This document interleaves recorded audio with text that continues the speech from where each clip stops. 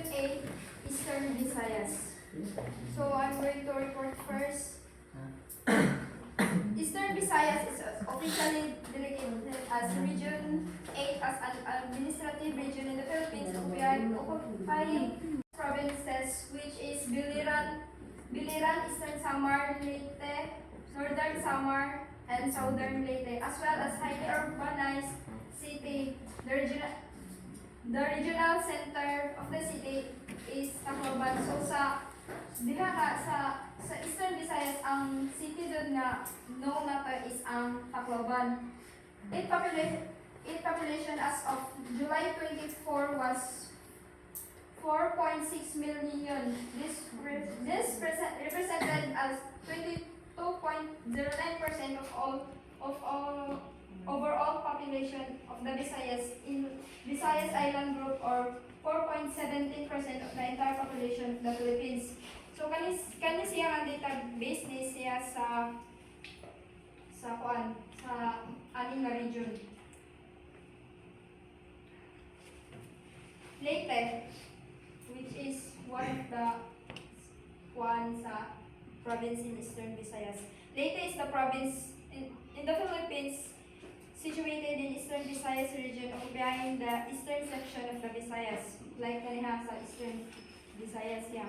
This province is a land area of 6,335.4 square kilometers, or 2,446.13 square kilometers, and its population determined by the 2020 census was 1,776,847. This represented as 39.08% of the total population of the Eastern Visayas. Kani pod sila nakabase siya kung siya sa aning nga region. Leyte Gulf is among of the major fishing ground in the Philippines, with shelf area of 13,147 square kilometers, covering the island of Samar and Leyte. For this season, it was chosen as the area study of Eastern Visayas under the National Stock Assessment Program, or NSAP, which aims to assess the status of fisheries resources according to Francisco et al. 2018. So, ang Leyte Gulf is one of the major fishing grounds sa Eastern Visayas. And sa Eastern Visayas, the top 10 species caught belong to the which is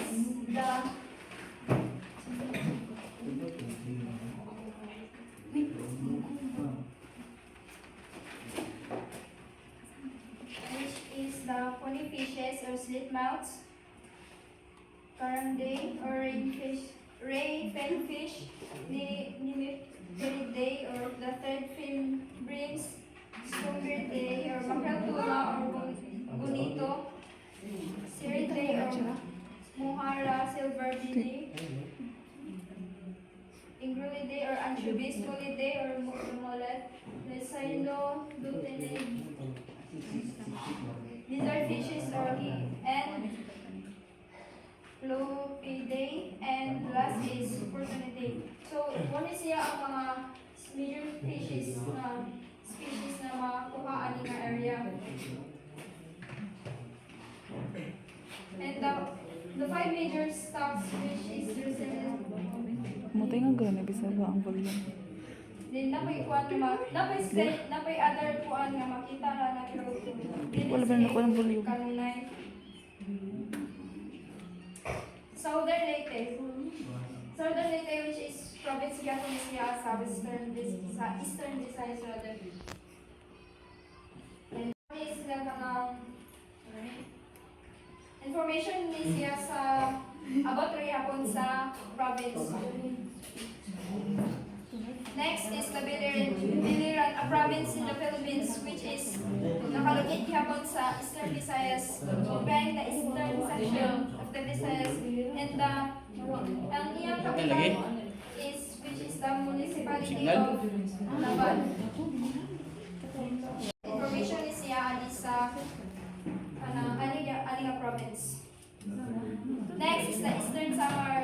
Same gyapon na siya ani nga province din kung sila ani nga area. It's a province situated in Eastern Visayas region of the Eastern region Visayas. And the capital niya is the ang capital is Burungan, the city of Burungan. Then next is Northern Samar. Same gyapon province siya ani nakalugit sa Eastern and ang iyang capital is the Katarman. Same yung mo na is the Samar na baligid kuha ng dislagay pagsa ng isla province kaya pa na kuha ang iyang information. Karon is Samar na kuha din ang iyang capital is Tacloban. Next is kanang Tacloban is the kaning Tacloban is kanang sa coastal highly urbanized na Eastern Visayas although kanang sa kuan siya inclusive siya wala siya sa Marikina but na kuan na gyapon sila.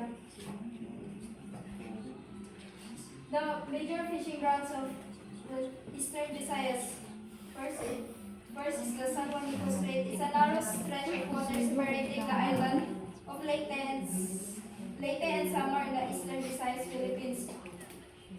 And it connects to the Samar Sea and the Leyte Gulf. So, kaning San Juanico Strait is well known naman is like sa bridge pa lang daan. Muna isa sa fishing grounds nila kay nag-connect lang siya sa Samar sa Leyte. Next is the Leyte Gulf. It's a large gulf situated in East Island of Leyte, bordered in Samar Island to the north. Dili mo tayo ng video if naka-on. Ay, So wala ko kaning Leyte mag-volume. Gulf is one is the ubos ni siya Nawala gamay natin sa mo. kuan and mangrove sa deep water. So kaning Leyte Gulf is kaning area is rich in sila sa like coral reefs, mangroves o kanang mga Wala na ako kuan ng volume.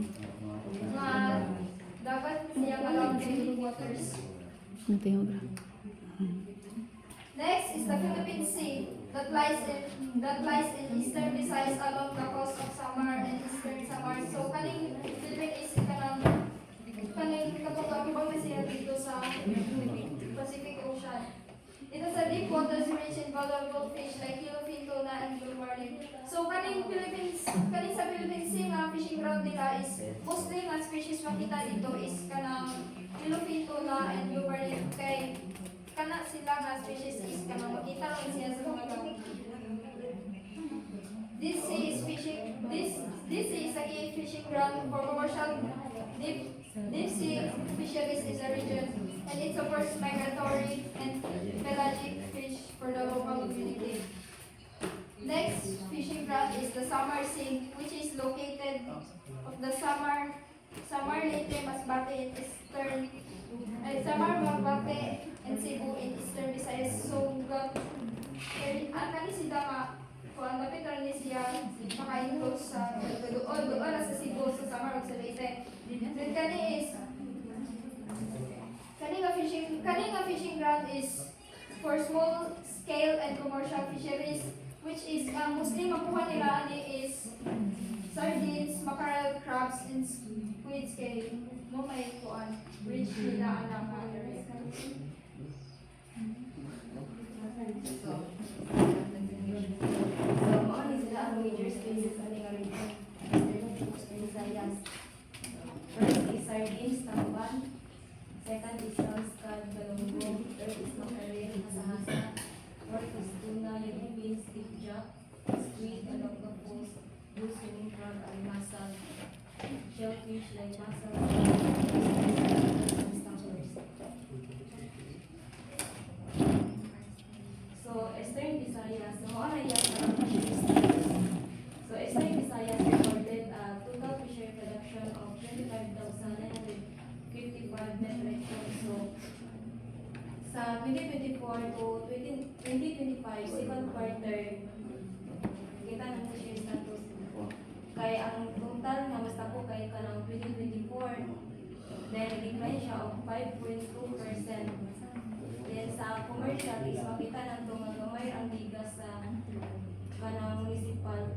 Kay taas pa ang kuan sa 2024 sa 2025 din ang aquaculture kay mas taas ang kuan karon niya sa 2025 pero mas taas pa jud ang municipal. But despite these gains, Eastern Visayas ranked 7 among regions with the lowest fishery production during this period. So, ang major fishing methods sa ning region is gill nets, hook and line, fish corrals, backflod, fish traps, and pads, spear fishing, scuba, and compressor diving, cash nets, and fish nets. Then, ang aquaculture system, fish pens and cages. Kaya mo naman sila fish pens and cages. Kanang, atong biyanan ba mag-culture na natin, like, milkfish, groupers, and tilapia. Then, fish ponds, provision milkfish and shrimp often near coastal areas. Paano mo fish ponds na kay seaweed farming, growing seaweed like capapicos and euchima on lines or rafts in shallow waters. Then, based sa mga observation dito sa BFAR Ubay, kailangan din siya kitan para kanag to may mga sub, kana para di kita gani mga kuan. Tangtang. Then shellfish culture, farming mussels, oysters, and clams using rocks or bottom culture. Integrated system combining fish, seaweed, and shellfish farming to optimize resources. Then threats and challenges dito nga region. Overfishing, excessive fishing pressure, especially from small scale and commercial fishers, has led to declining fish catch and reduced catches. So ang gamit ko kay kanang gagmay bitaw maliit usap ng mga gagmay ng mga species kung maapil ang mga gagmay na isda. Then destructive fishing practice, illegal methods such as dynamite fishing and use of fine fish nets damage coral reefs and disrupt marine ecosystems.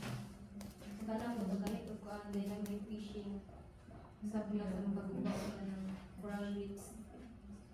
Then habitat degradation, loss of critical habitats like mangroves, coral reefs, and seagrass beds due to coastal development, pollution, and illegal logging against fish breeding and nursery grounds. So, kuan silang habitat kanang mangroves ba mo to basta na may playan sa mga daog niya. The pollution runoff from agriculture and proper waste disposal and oil spills introduce harmful substance in the coastal waters affecting water quality and marine life. Dapat responsible sa libuang Di ba wala ko naon ganihan nga. then climate change, Ang gatong una. Ang sea gato. temperatures, ocean Dito na to. Mag-uabot sa kuan dito. Fishing ground. Napang di una ito ng volume. Pwede naman ikapkat. Nagituplok na dari na paong man. Nagtubukaw na pa tayo. Nag-usap na. Di ito speaker naman. Then ang economic and dito ang sa Ganyan na nagawa naman ang speaker. employment, Yung una niya. a primary source of Wala income. na naon ang speaker. Coastal communities Naka-off na din. unrelated industries such as food, building, fish processing, and then food security, the region depends heavily on fish as a major food species like sardines, lobster, munggo, tuna, crabs, and shellfish contribute significantly to local diets. Then growing and commerce, fishery products from Eastern Visayas supply local markets and urban centers while commercially valuable species like tuna support export markets generating foreign exchange. Then aquaculture development kay kuan beside wild catch aquaculture including fish pens, seaweed farming, and shellfish culture provides alternative income sources and strengthens economic resilience. Then regional development, the fishing industry contributes to infrastructure development and boosts related sectors such as transportation, tourism, and retail, enhancing overall economic growth.